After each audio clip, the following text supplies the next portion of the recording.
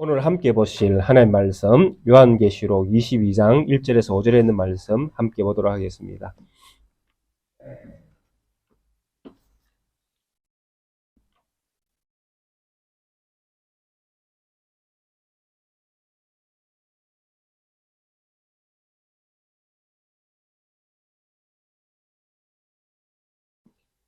신약성경 제일 뒤쪽에 있는 요한계시록 22장 1절에서 5절에 있는 말씀까지만 함께 한 목소리로 합독하겠습니다.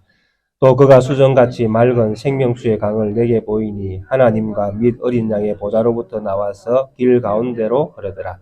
강 좌우에 생명나무가 있어 12가지 열매를 맺되 달마다 그 열매를 맺고 그 나무 잎사귀들은 만국을 치료하기 위하여 있더라.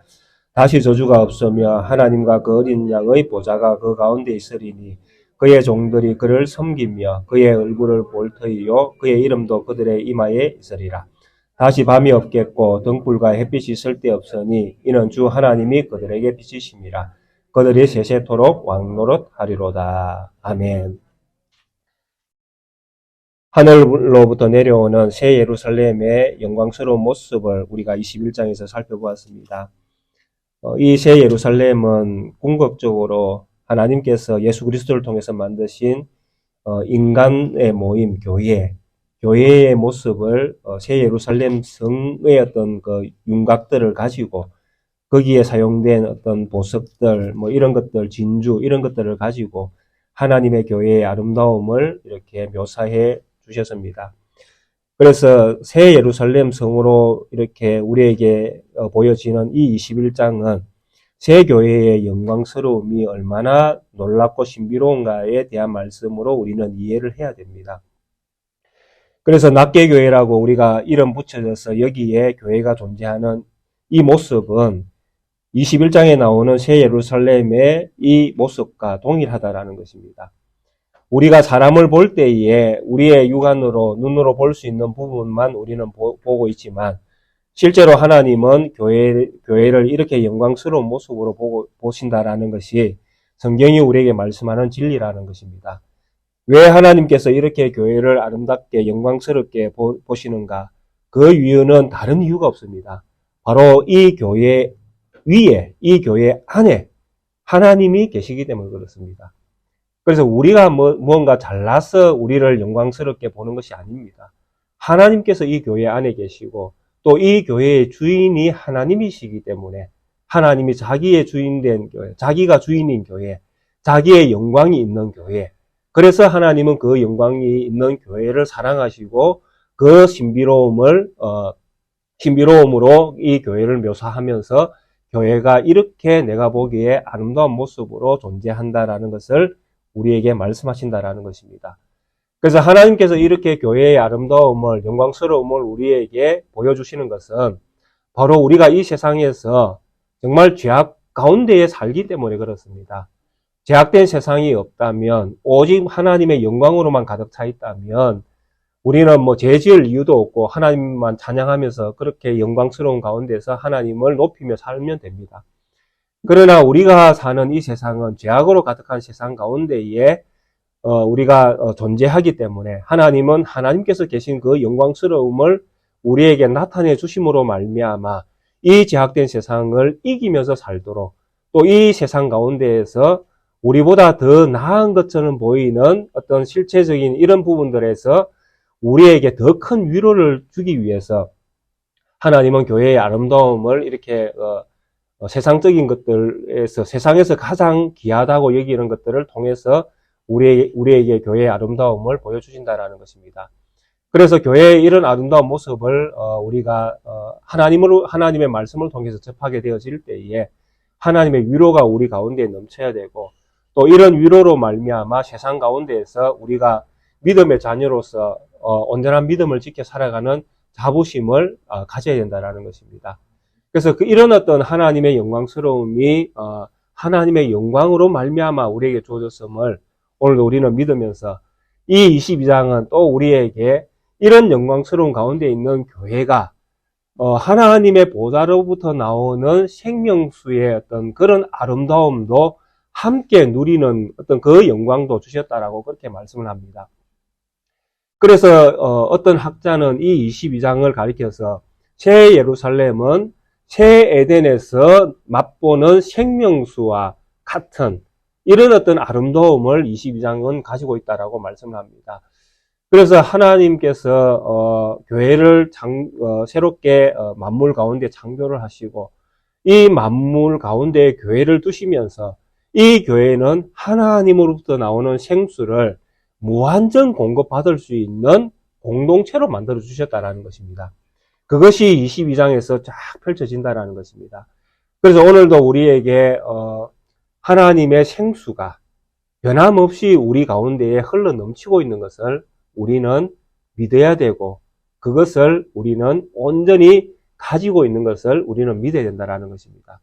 그럴 때에 우리의 생명은 더 풍성해지고 더 활기차게 되어지고 더 풍성함을 삶을 통해서 더 누릴 수 있게 되어진다는 것입니다. 왜냐하면 하나님께서 공급하시는 생수는 다음이 없고 끝이 없고 무한정이거든요.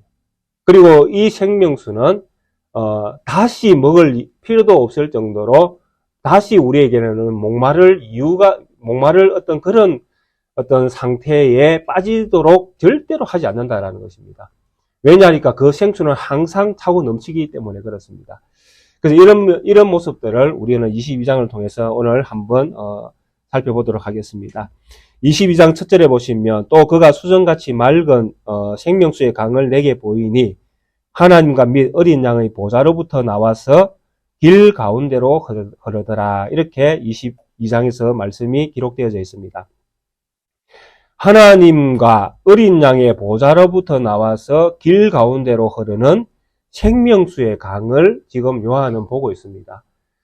그래서 이 요한이 보고 있는 이 생명수의 강이 흐르는 이 에덴의 이 새 예루살렘 성의 이 모습은 생명수 강이 그냥 어떻게 흐르는 것이 아니라 하나님과 어린 양의 보좌로부터 나오는 생명수의 강을 이렇게 보고 있습니다.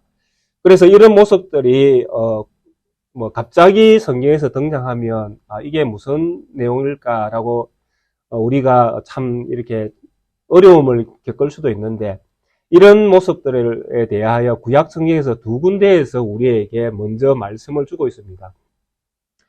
첫 번째는 창세기 2장에 보시면 하나님께서 에덴을 창조하시고 이 에덴에서 에덴 가운데 동산을 만드십니다.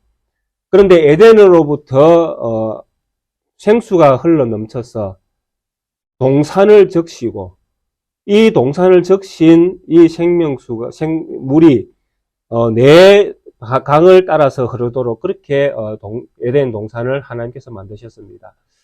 그래서 이 묘사가 그냥 하나님께서 어떤 아무 이유 없이 이렇게 만든 것처럼 보이지만은 첫 창조 세계에서 에덴과 동산, 그리고 동산을 따라 흐르는 내의 강은 하나님께서 만드신 세상 모든 것들을 하나님께서 집약해서 보여주는 모습입니다. 즉 에덴에서 흐르는 물은 바로 하나님께서 흘러보내는 물입니다. 그래서 그 물은 당연히 생명수죠. 그래서 에덴에서부터 흐르는 그 물이 동산을 적시는 것은 동산에 누가 있습니까? 아담과 하와가 동산을 지키는 문지기로 있습니다. 그곳을 적신 이 물이 어디로 흘러갑니까? 만국으로 흐르도록 온 세계로 흐르도록 되어 있습니다. 그래서 하나님께서 첫 창조한 이 세계 속에서 첫 창조의 모든 생명은 하나님으로부터 나오는 생명인 것을 우리에게 분명히 보여주십니다. 그러니까 첫 창조 때에는 하나님이 세상을 만드시고 가만히 내버려 두신 것이 아니라 여전히 하나님은 첫 창조 세계에서도 주인이셨고 그분의 생명수를 끊임없이 세상 가운데에 흘러보내고 있었다라는 것입니다. 그래서 동산 가운데에 있는 생명나무와 선악을 알게 한 나무를 통해서 생명이 누구에게로부터 주어지는가를 분명히 보게 하셨고 그 모든 생명의 주인이 누구인가를 분명히 알게 해주셨다는 것입니다. 그래서 하나님의 백성은 우리가 누구인가를 분명히 안다라는 것입니다. 우리는 누구입니까? 하나님의 백성이죠. 우리의 주인은 누구입니까? 하나님이죠. 이것을 아담도 알았고 하와도 알았다라는 것입니다. 그들은 동산에서 주인처럼 행세할 수 있는 왕처럼 군림할 수 있는 권한을 받았지만 그들이 왕이지만은 진짜 왕은 하나님이시라는 것을 그들은 알았다라는 것이죠. 그리고 그들의 생명이 누구로부터 나옵니까? 하나님으로부터 나오는 것을 그들은 분명히 알았다라는 것입니다. 그래서 생명나무와 선악을 알게 하는 나무 이 두 가지는 바로 생명이 하나님이신 것과 하나님이 모든 만물의 주인인 것을 동시에 보여주는 두 가지의 나무였다라는 것입니다. 하나님은 여전히 낫게교회의 주인이십니다. 하나님이 여전히 이 낫게교회의 생명이십니다. 이것을 우리에게 하나님은 끊임없이 말씀하신다라는 것입니다.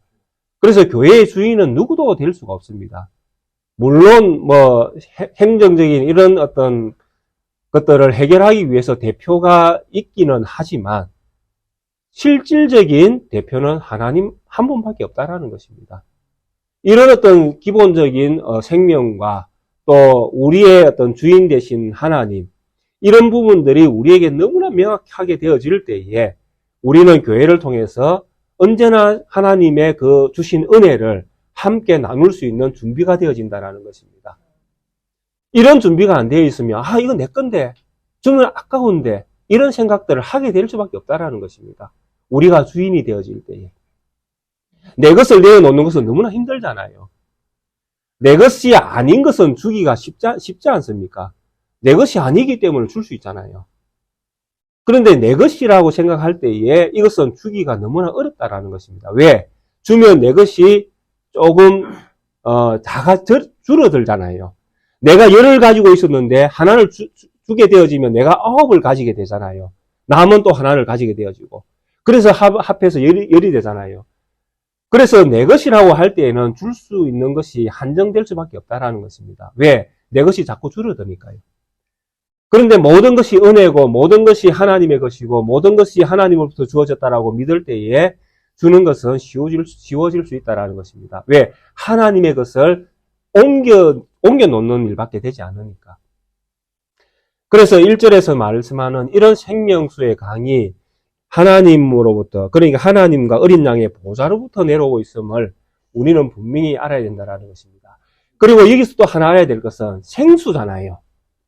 생명수의 강이 흐르지 않습니까? 에덴 동산에서 우리가 가만히 생각해 보면 에덴 동산에서 흘러나오는 생명수, 물, 온 만국을 살리는 생수는, 온전한 물은 무엇이라고 생각을 하십니까? 만국을 소생케 하고 만국의 모든 하나님께서 창조한 창조물들이 생명을 가지고 생명력을 가지고 끊임없이 열매를 맺고 또 사람도 마찬가지입니다. 아담과 하와가 하나님의 은혜를 끊임없이 받고 또 누리고 또 받고 누리고 전하고 또 받고 누리고 전하고 이렇게 할 수 있는 모든 생명되는 그 생명은 무엇이 그들로 하여금 그렇게 할 수 있도록, 또 무엇이 모든 만물로 하여금 열매를 맺을 수 있도록, 또 모든 만물들이 살아 움직이는 것처럼 생명력 있게, 생동감 있게 모든 것들이 살아 움직일 수 있게 하는 그 힘은 도대체 어디에서 나오겠습니까? 어디에서 나올까요? 예, 그것은 우리는 이미 성경을 통해서 다 알고 있지 않습니까? 바로 삼위 하나님이 생명의 모든 것들을 주관하고 계시는 것을 우리는 믿지 않습니까? 보좌로부터, 어린 양으로부터, 지금 어린 양과 보좌가, 하나님 아버지와 보좌가 지금 언급이 됐습니다. 성경에서. 근데 한 분이 지금 빠지고 있습니다. 누가 빠져 있죠? 삼위 하나님이시잖아요. 성부 하나님, 성자 하나님, 성령 하나님, 보좌로부터 나오는 하나님과 어린 양의 보좌로부터 나오는 그 다음에 무엇이? 생명수가. 만국을 생명이 있게 만드는 삼위 하나님, 성부, 성자, 성령.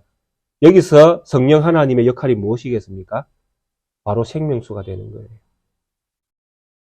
에덴에서 바든에서 모든 만물에게 생명을 공급했던 그 물은 바로 성령 하나님을 가르치는 숨겨놓은 보화와 같은 수수께끼였다라는 것입니다. 우리는 이런 창조의 세계 속에서 누구를 보아야 됩니까? 삼위 하나님을 보아야 된다는 것입니다. 말씀으로 계시는 창조하시는 성자, 그리고 모든 것들을 계획해서 실행케 하신 아버지, 그리고 말씀이 떨어질 때에 생명이 삭트게 만드는 성령 하나님. 이 삼위 하나님의 합작이 창조에 다 들어있었다는 것입니다. 그리고 새롭게 창조한 이 창조 세계 속에서도 성부, 성자, 성령 하나님은 동일하게 계셔서 재창조에 관여하고 계셨다라는 것입니다. 보좌로부터. 근데 보좌로부터 나오는 이 어린 양과 함께 나오는 이 보좌에서 생명수의 강이 어디를 흐릅니까? 예루살렘 성 가운데로 흐르는 겁니다. 그러니까 예루살렘의 이 모든 강, 예루살렘이라는 이 성으로 보여지는 이 모든 성의 그 가운데로 생명수의 강이 흐른다는 것은 이 예루살렘이라는 이 성을 묘사하고 있는 이 교회의 생명이 누구다라는 것입니다. 성령 하나님이다라는 이야기입니다. 그래서 사도행전 1장에 보시면 너희가 성령을 받으면, 성령이 오시면 예루살렘과 온 유대와 사마리아와 땅끝까지 이르러 너희가 내 증인이 될 것이다. 그러면서 오순절날 성령이 임하니까 성령 충만함을 받았다. 이렇게 말씀하잖아요. 교회의 생명이 무엇인 것을, 성령 하나님이신 것을 분명히 보여주셨다는 것입니다. 그래서 지금도 여전히 우리에게는 누가 계십니까? 성령 하나님이 계십니다. 성령 하나님을 주십시오, 주십시오라고 우리가 기도할 이유가 전혀 없다라는 이야기입니다. 이미 성령 하나님은 우리 가운데 계셔서 우리 가운데 계시기 때문에 우리는 무엇을 누리고 있습니까? 영원한 생명을 누리고 있는 거예요. 이것을 믿어야 된다는 것입니다. 이것이 예루살렘 교회의 영광입니다. 하나님의 영광이 그 교회 안에 있더라. 하나님의 영광이 그 교회 안에 있더라. 하나님이 계시더라.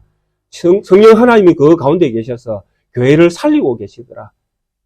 교회의 생명이 성령 하나님에서 분명히 말씀합니다.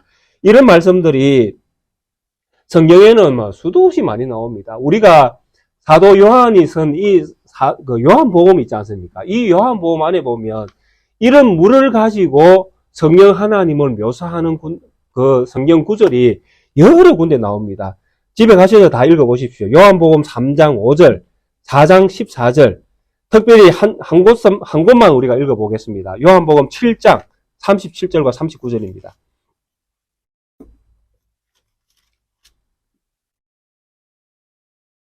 거기에 보시면 이 성령 하나님이 우리 가운데 계시는 것을 분명히 성경은 말씀하고 있습니다. 같이 읽어보겠습니다. 명절 끝날 곧 큰 날에 예수께서 서서 외쳐 이르시되 누구든지 목마르거든 내게로 와서 마시라. 나를 믿는 자는 성경의 이름과 같이 그 배에서 생수의 강이 흘러나오리라 하시니 이는 그를 믿는 자들이 받을 성령을 가리켜 말씀하신 것이라. 예수께서 아직 영광을 받지 아니하셨으므로 성령이 아직 그들에게 계시지 아니하시더라. 아멘. 성령 받았습니까? 성령 받았습니까? 그 배에서 생수의 강이 흘러나오리라 믿으십니까? 그 배는 어느 배죠? 그 배는 어느 배죠? 누구의 배입니까? 믿는 자들의 배잖아요. 남의 배가 아닙니다.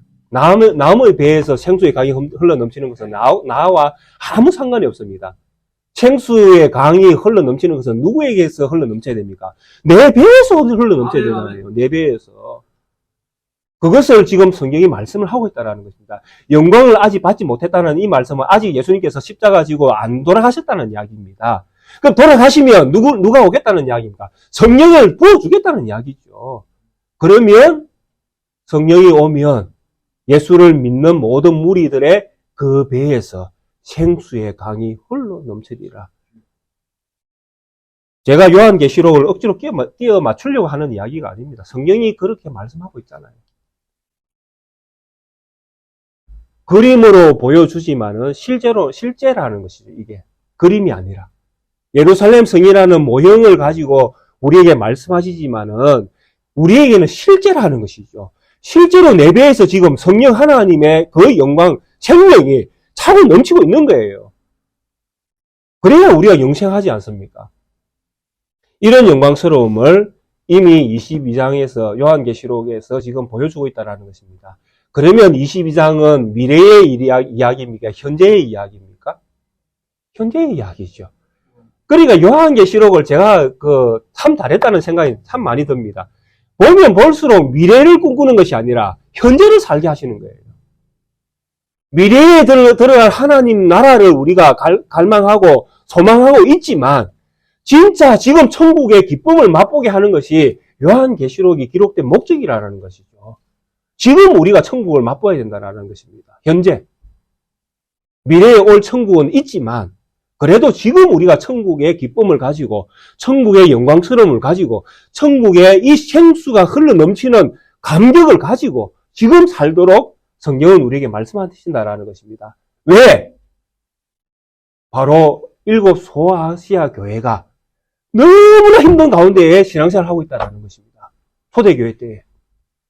AD 70년 이전에 엄청난 핍박 가운데에 이 교회는 생사의 순간을 맞이하면서 그들은 피 터지게 삶을 전쟁터같이 살고 있었다라는 것입니다. 이들에게 영광스러움은 현재가 돼야 되잖아요. 미래에 올 영광만 생각하면 현재의 그 고난을 어떻게 이기겠습니까? 그 현재에도 그들은 영광스러움에 있음을 찬송할 수 있어야 되고 스데반 집사가 순교의 직전에도 하나님의 영광을 본 것처럼 그들은 그 아픔 가운데에 하나님의 영광을 보았어야 된다는 것입니다. 그래야 그 영광스러운 가운데에 고난을 이겨낼 거 아닙니까? 그러니까 이 신앙생활이라는 것은 성경은 우리에게 환상을 던지는 것이 아니라 실제를 던져주셨다는 것입니다. 오늘 지금 살도록 지금 현재 우리의 아픔을 껴안고 기뻐하며 감사하며 살 수 있는 그런 능력들을 하나님은 우리에게 말씀을 통해서 이미 주셨다는 것입니다. 그래서 1절은 이런 의미로 우리가 이해를 할 수 있습니다. 하나님과 어린 양의 보좌로부터 나오는 생수의 강이, 이 수정과 같이 맑은 생명수의 강이 예루살렘 길 가운데로 흐르는 것을 보았습니다. 그래서 이 예루살렘 성 교회 안에는 누가 계십니까? 성부, 성자, 성령, 삼위 하나님이 함께 계십니다. 그분의 생명수 강이 흘러가고 있으니까요. 그리고 좌우에 생명나무가 있어 12가지 열매를 맺되 달마다 그 열매를 맺고 그 나무 잎사귀들은 만국을 치료하기 위하여 있더라. 이렇게 말씀합니다. 그래서 2절을 보면 이게 미래의 이야기가 아니라 현재의 이야기인 것을 분명히 말씀해 주고 있습니다. 생명수의 강 이쪽과 저쪽 편에 생명나무가 있습니다. 에덴 동산을 가만히 생각해 보십시오. 에덴 동산에 생명나무가 있었습니까? 없었습니까? 예, 있었습니다. 그런데 에덴 동산의 생명나무는 어디에 있는지 혹시 기억나십니까? 창세기 2장에 보시면 에덴 동산에 하나님께서 생명나무를 두셨습니다. 근데 이 생명나무가 에덴 동산 어디쯤 있었을까요? 기억나십니까? 성경 구절. 잘 기억 안 나시는가 본데요. 에덴 동산 가운데에 이렇게 성경이 되어 있습니다. 그게 에덴 동산에 생명나무가 있었는데 그 위치가 어디냐 하면 가운데입니다. 동산의 가운데에. 왜? 거기는 일단 누가 있습니까? 아담과 하와밖에 없잖아요. 그들이 에덴의 동산을 지키는 그 왕으로서 살고 있지 않습니까? 그들에게는 에덴의 가장 가운데에서 자기들이 생명을 누릴 수 있는 생명나무를 따먹으면 됩니다. 그러니까 아담과 하와만 있을 때에 동산의 생명나무는 가운데 있는 것이 너무나 자연스럽습니다. 그렇잖아요. 가장 가기 가까운 데에 있어야 되니까. 그런데 이 요한계시록에서 생명나무는 어디에 있습니까? 생수의 강이 흐르는 오른쪽과 왼쪽, 성경에서 좌우라고 해놨는데 원문에는 이쪽과 저쪽 이렇게 되어 있습니다. 이쪽과 저쪽으로 이렇게 다 생명나무가 에덴 동산에서는 꼭 한 그루의 나무가 있는 것처럼 보이는데 요한계시록에서는 생명나무가 여기도 있고 저기도 있는 것처럼 이렇게 묘사되어 있습니다. 생명나무가 여기도 있고 저기도 있고 이쪽도 있고 저쪽도 있고. 근데 성경은 단수로 썼습니다. 하나로 썼는데 표현은 이쪽에도 생명나무가 있고 이쪽에도 저쪽에도 생명나무가 있다. 이렇게 표현을 해놨습니다. 그 생명나무가 많이 있는 것처럼 보여지는 것이죠. 그래서 이 생명나무가 12달, 그러니까 1년 내내, 그죠? 시간적 구애 없이 달마다 그 열매를 맺습니다.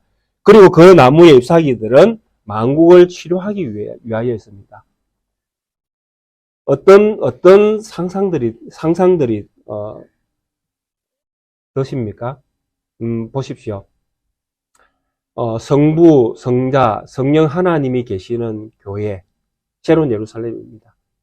근데 여기에 무엇이 있다라고 이야기합니까? 생명나무가 있다라고 이야기합니다. 그리고 이 생명나무가 달마다 열매를 맺는데 이 생명나무의 잎사귀 때문에 누가 치료를 받습니까? 만국이 치료를 받습니다. 뭔가 상상이 되어지십니까? 삼위 하나님이 계시는 교회, 여기에 생명이 있습니다.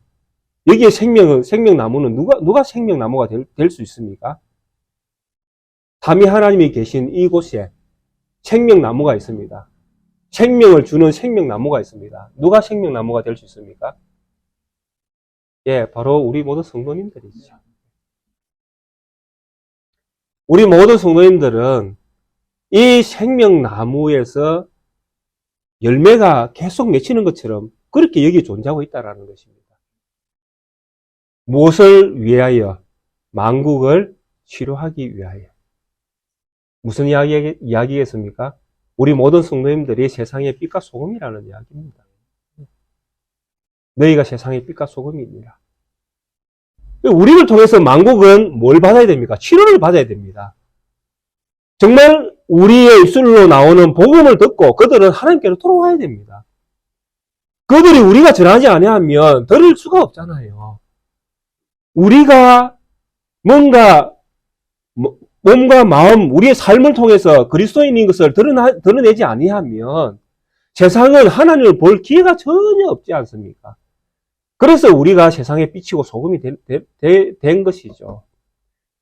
그러니까 허상을 하나님이 우리에게 던진 것이 아니라 실제로 우리에게 던진 것입니다. 우리는 실제로 하나님의 자녀로 하나님을 믿는 믿음의 백성으로 빛과 소금으로 우리는 세상 가운데에 던져져 있는 거예요.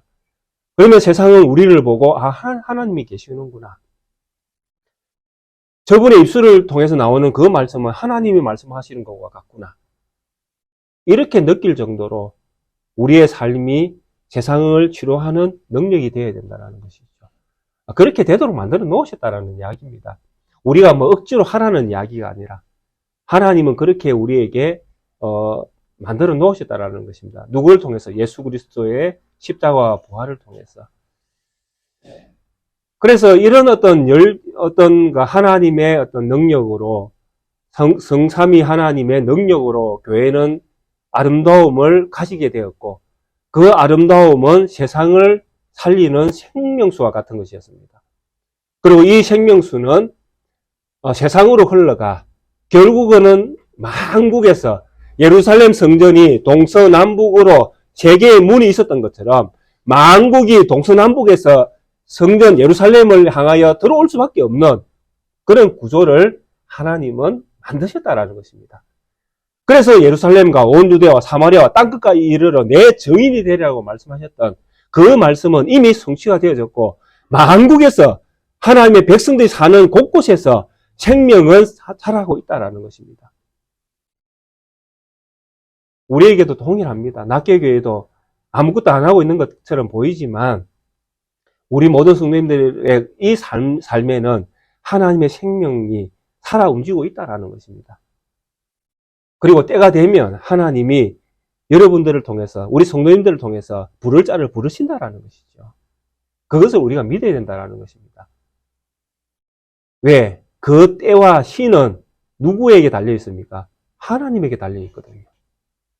우리가 아무리 조바심을 낸다 하더라도 안 되는 것은 안 됩니다. 왜? 우리의 때가 아니잖아요. 하나님의 때가 있는데 우리가 억지로 뭔가를 만들어내려면 억지로 막 끌고 와야 됩니다. 목에 젖사슬을 채워가지고 따라와! 그리고 여기다 딱 갖다 놓아야 됩니다. 방법이 많습니다. 그렇잖아요. 수단과 방법은 많지 않습니까? 세상이 사용하는 사람을 데려오는 수단과 방법은 엄청나게 많을 수 있습니다. 그러나 그것이 무슨 능력이 되겠습니까?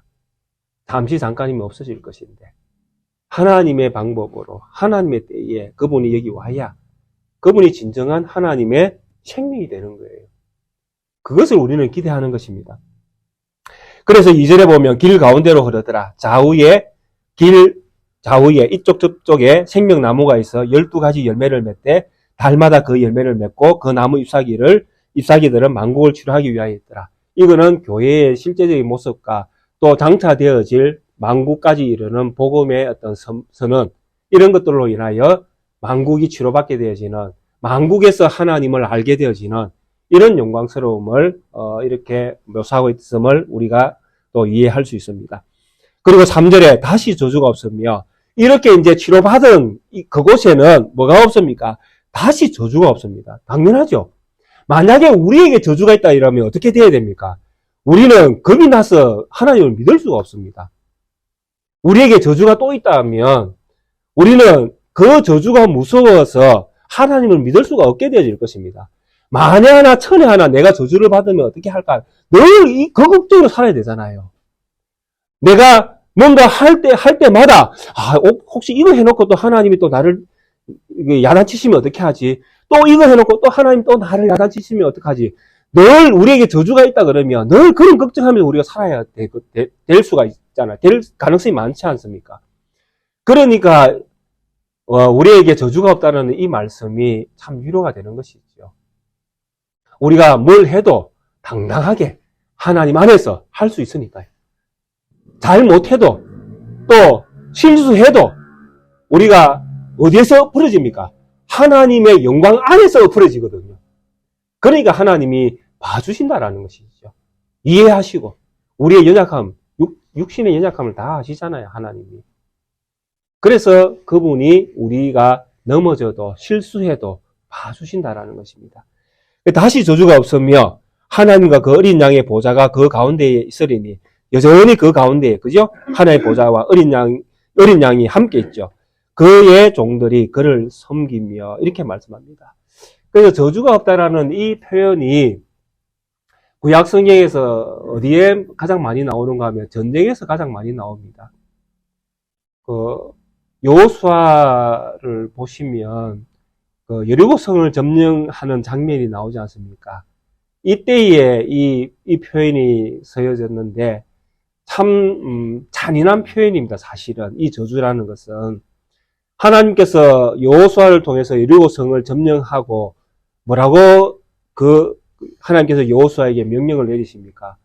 그 성의 모든 것들을 취하지 말고 다 하나님께 바치라고 말씀하시죠. 그것이 저주의 표현입니다.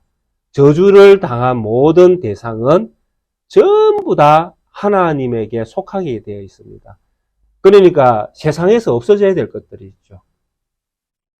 그만큼 저주라는 것은 정말 하나님께서 표현하신 이 저주의 표현은 모든 것들을 쓸어버리는 것입니다. 쓸어버리는 것입니다. 그래서 헬라어로는 이것을 헤렘이라 그러거든요. 헤렘이라 그러는데 이 저주 헤렘, 받쳐진다. 이것은 참 전쟁의 용어로 보면 참 잔인한 것입니다. 왜냐하니까 모든 생명들을 다 죽여버리거든요. 근데 이 헤렘이 저주가 없는 우리에게 사용되어질 때에는 이것이 참 은혜로운 단어가 또 될 수 있습니다. 왜? 우리가 하나님께 바쳐질 때는 어떤 의미로 바쳐집니까? 바로 하나님의 것으로, 그죠? 하나님의 것으로 우리가 하나님께 바쳐지는 것이 되잖아요. 그래서 뒤에 보시면 그의 종들이 그를 섬기며 이렇게 되어 있는데, 이 섬기는 것이 어떤 의미냐 하면 바로 예배하다라는 단어의 의미입니다. 하나님의 백성들은 하나님을 어떻게 한다라는 것입니까? 저주가 없는 상태에서 하나님만을 예배하는 자로 살게 되어진다라고 말씀합니다. 우리는 하나님만을 예배해야 됩니다. 예배의 모든 영광은 하나님에게 있어야 됩니다. 그래서 우리가 예배의 순서를 많이 해놓았지만은 찬양도 그렇고 헌금도 그렇고 모든 어떤 영광은 다 하나님 앞에 돌려드리는 것입니다. 우리가 찬양을 하면서 누구를 찬양합니까? 하나님 아버지를 찬양하고 우리의 구속자 되시는 예수님을 찬양하고 그렇게 찬양을 하는 것이잖아요. 우리가 헌금을 내는 것은 누구에게 내는 것입니까? 하나님 앞에 내는 것입니다. 사람에게 주는 것이 아니잖아요. 그래서 우리가 이 예배의 순서에 들어온 모든 이 순서의 모든 영광은 누구를 향하여 있는가 하면 하나님 아버지를 향하여 있습니다. 그래서 우리가 예배자로 산다라고 할 때에 그런 예배자로 사는 것은 우리가 하나님 아버지 앞에서 사는 거예요. 그래서 이런 사는 삶의 모습을 성경에서는 예배한다, 섬긴다, 또 다스린다 이런 표현을 쓰고 있습니다. 왜 이런 표현들을 쓰는가 하면 바로 하나님께서 우리에게 주신 그 예배와 섬김과 다스림은 왕이 다스리는 것, 왕이 섬기는 것, 왕이 예배하는 것처럼 그렇게 단어들은 서여지고 있기 때문에 그렇습니다. 아담과 하와가 에덴 동산에서 모든 그 에덴을 다스린다라고 할 때에 그 다스림이 섬김을 이야기하는 단어였거든요. 왕인데도 왕은 어떤 왕입니까? 섬기는 왕이었다라는 것입니까? 왜 이런 묘사들을 성경이 하고 있는가 하면 바로 우리의 왕이신 예수 그리스도께서 이 땅에 오실 때에 그 오신 목적이 자기 백성을 섬기기 위해서 오셨기 때문에 그렇습니다. 예수님께서 먼저 섬겨주셨잖아요. 누구를? 교회를.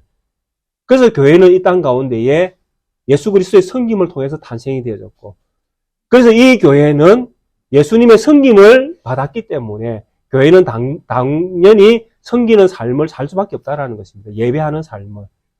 우리 성자 되시는 예수님은 누구를 예배했습니까? 하나님 아버지를 예배하셨잖아요. 그분도. 그래서 그분은 하나님 아버지를 예배한 것처럼 우리도 성부, 성자, 성령 하나님을 예배하고 그분이 우리를 섬긴 것처럼 우리도 우리의 몸된 교회와 또 가족들을 섬기고 이런 섬김을 통해서 하나님 아버지가 나를 아는 것처럼 내가 하나님을 아는 것처럼 예수님께서 그 표현을 하셨거든요. 나는 선한 목자라는 그 표현을 하실 때에 선한 목자이기 때문에 양은 내가 선한 목자인 줄 알고 양도 나도 양이 선한 양인 줄 안다라고 서로 안다라고 말씀합니다. 그래서 내가 그 양들을 이끌어내서 어디로? 푸른 초장으로 인도할 것이다. 왜? 그 양이 나를 알기 때문에 그 양들은 나를 따라올 것이다라는 것이죠. 그리고 선한 목자이기 때문에 목자는 양을 어디로 인도합니까? 푸른 풀밭으로, 푸른 초장으로 인도한다라는 것이죠. 그러니까 양은 그 선한 목자를 너무나 잘 알기 때문에 또 따라갈 수밖에 없다라는 것입니다. 바로 우리 예수님이 그런 목자로 우리 가운데 계시니까 우리가 예수님을 믿고 따라갈 수 있잖아요. 선한 목자는 우리를 어디로 인도하십니까? 생명이 있는 하나님의 나라로 인도하시잖아요. 그래서 4절에 그의 얼굴을 볼 터이요 그의 이름도 그들의 이마에 있으리라. 이렇게 하나님 앞에 저주가 없는 상태에서 하나님을 예배하는 자로 살아가는 이 사람들은 누구의 얼굴을 볼 것입니까? 하나님의 얼굴을 볼 것입니다. 믿으십니까? 예, 구약 성경에서는 하나님의 얼굴을 보면 이스라엘 백성은 죽는 것처럼 그렇게 이야기했습니다. 그러나 참 놀랍게도 신약에 오면 많은 것들이 바뀌어집니다. 예수 그리스도가 오시고 난 다음에 많은 부분에서 하나님은 우리에게 특권을 주듯이 그렇게 말씀을 합니다. 마태복음 5장 8절에 보면 마음이 청결한 자는 복이 있나니 그들이 하나님을 볼 것이며 라고 성경을 기록을 하고 있습니다. 우리가 누구를 본다고요? 하나님을 본다고 말씀합니다. 왜? 마음이 청결한 자는 하나님을 믿는 하나님의 백성들은 하나님을 볼 것이라고 마태복음 5장 8절에서 기록을 하고 있습니다. 그리고 이들의 이마에는 하나님을 믿는 모든 성도의 이마에는 무엇이 기록되어질 것입니까? 하나님의 이름이 기록되어질 것입니다. 이름 앞에서 제가 누누이 말씀드렸죠. 12진주의 문 위에 이스라엘 12지파의 이름이 기록되어져 있더라. 이 이름은 주인이 누구다? 이 집의 주인이 내다라는 것이죠. 우리의 이마에 하나님 이름이 딱 새겨져 있습니다. 우리의 주인이 누구라는 이야기입니까? 하나님이라는. 하나님이 우리의 이마에 이름을, 하나님의 이름을 기록해버리십니다. 이것은 내 거야! 누구도 침범할 수 없죠. 그러니까 우리에게 무엇이 없습니까? 다시 저주가 없습니다. 하나님이 우리 가운데 영광스럽게 우리의 주인으로 자정하시니 그 영광스러움이 하나님의 영광으로 가득 채워놓았으니 우리의 것은 하나님의 것이 될 수밖에 없습니다. 우리 사랑하는 우리 성도님들 정말 엄청난 이야기를 1절과 4절에서 하고 있습니다. 제 교회 속에 성부, 성자, 성령 하나님이 함께 계시고 이 성령 하나님의 생수와 같은 능력이 우리의 배에서 끊임없이 지금도 솟아나오고 있음을 말씀하십니다. 그리고 그렇게 솟아나오게 하신 이유가 우리로 하여금 만국을 치료하는 치료자로 삼았기 때문에 그렇습니다. 우리를 만국을 하나님께로 이끌어내는 왕으로 삼았기 때문에 그렇습니다. 그래서 우리는 왕으로서 하나님을 섬기는 자로, 우리는 왕으로서 만국의 하나님 믿지 않는 자들을 하나님께로 이끄는 자로 지금 우리는 이 땅에 존재하고 있는 것입니다. 그리고 이 땅에 존재하고 있는 우리의 주인은 하나님 아버지이십니다. 우리의 이마에는 하나님 아버지의 이름이 새겨져 있고 그분이 친히 우리의 주인이신 것을 선포하셨습니다. 이 영광스러움이 낫게 교회 모든 성도님들 안에 있습니다. 이 믿음으로 하나님은 우리를 세상 가운데에 보내주셨습니다. 이 믿음으로 세상 가운데에 하나님의 자녀로 사시며 영광스러움의 미래의 영광스러움을 현재에서 누리면서 당연히 미래에는 현재에 누렸던 이 영광스러움보다 더 화려한 영광, 우리의 눈으로 우리의 모든 것들로 경험할 수 있는 그 영광스러움에 참여하는 영광이 남아있는 것 또한 믿으시면서 오늘 이 시간, 이 시대에, 이 세대 안에서 하나님의 영광스러움을 우리를 불러주신 그 하나님 아버지 앞에 참된 예배자로 살아가는 우리 모든 성도님들 되시기를 주의 이름으로 축원드리겠습니다. 함께 찬송